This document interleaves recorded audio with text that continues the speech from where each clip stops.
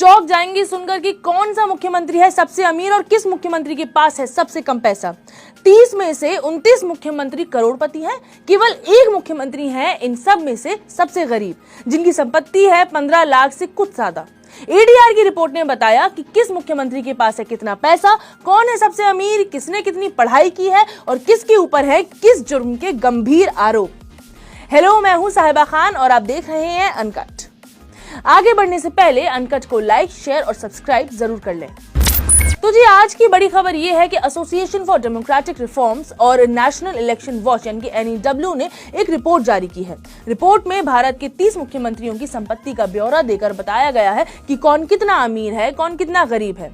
मगर पहले हम बताएंगे जिस संस्था ने ये खुलासा किया है वो क्या है। तो दोस्तों, क्या है एडीआर? एडीआर का फुल फॉर्म है एसोसिएशन फॉर डेमोक्रेटिक रिफॉर्म, जैसे कि मैंने पहले भी बताया। हिंदी में मतलब समझेंगे तो उसका मतलब होता है लोकतांत्रिक सुधारों के लिए एक संघ। एडीआर की स्थापना 1999 में IIM अहमदाबाद के प्रोफेसर्स के एक ग्रुप ने की थी। इनका लक्ष्य था लोकतंत्र को मजबूत करना। 1999 में इसी ग्रुप ने दिल्ली हाई कोर्ट में एक PIL यानी कि पब्लिक इंटरेस्ट लिटिगेशन फाइल की। इस PIL में कोर्ट से रिक्वेस्ट की गई थी कि वो चुनाव लड़ने वाले उम्मीदवारों का क्रिमिनल, फाइनेंशियल और एजुकेशनल बैकग्राउंड चेक का खुलासा करे।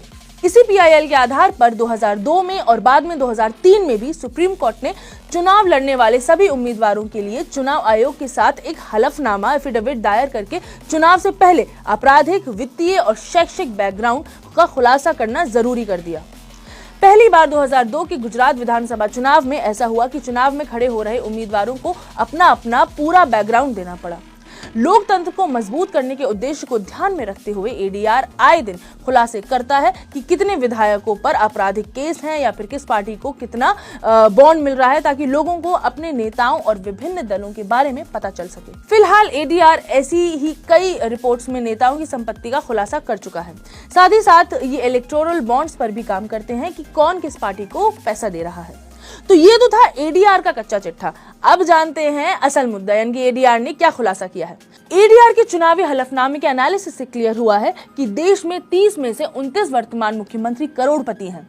इनमें से आंध्र प्रदेश के मुख्यमंत्री जगन मोहन रेड्डी की संपत्ति सबसे ज्यादा है, यानी कि 510 करोड़ रुपए।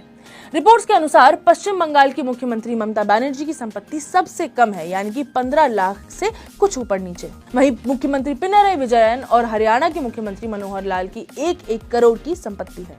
एडीआर और इलेक्शन वॉच के अनुसार वो वर्तमान के 30 राज्यों एवं केंद्र शासित प्रदेशों के मुख्यमंत्रियों के चुनावी एफिडेविट को अच्छे से समझने और उसकी जांच पड़ताल करने के बाद ही इस कंक्लूजन पर पहुंचे हैं।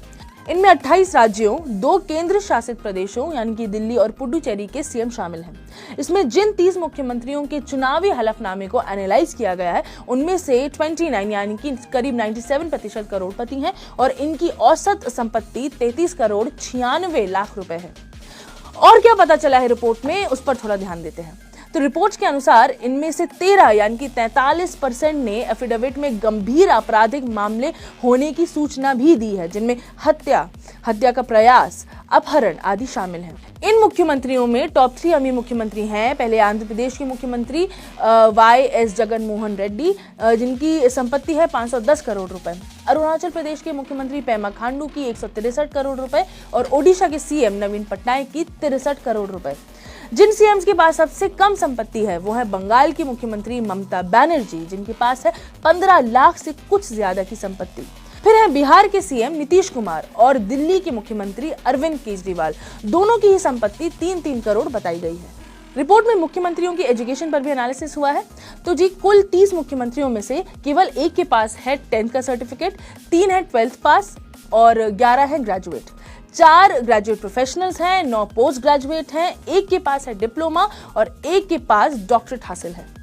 तो ये थे भारत के मुख्यमंत्रियों में से सबसे अमीर और गरीब मुख्यमंत्री। ये सब वही संपत्ति है जो उम्मीदवार चुनाव में खड़े होने से पहले इलेक्शन कमीशन से साझा करते हैं। एडीआर की 1999 की पहल इतना बड़ा बदलाव लाएगी, ये तो शायद ही किसी ने सोचा होगा। और ये जरूरी भी है कि हम जानें कि जो हमें संसद में रिप्रेजेंट कर रहे हैं वो खुद कितने पानी में है। ऐसी ही खबरों के एनालिसिस देखने के लिए देखते रहें अनकट। मैं हूं साहिबा खान, मुझे दें इजाजत। नमस्कार।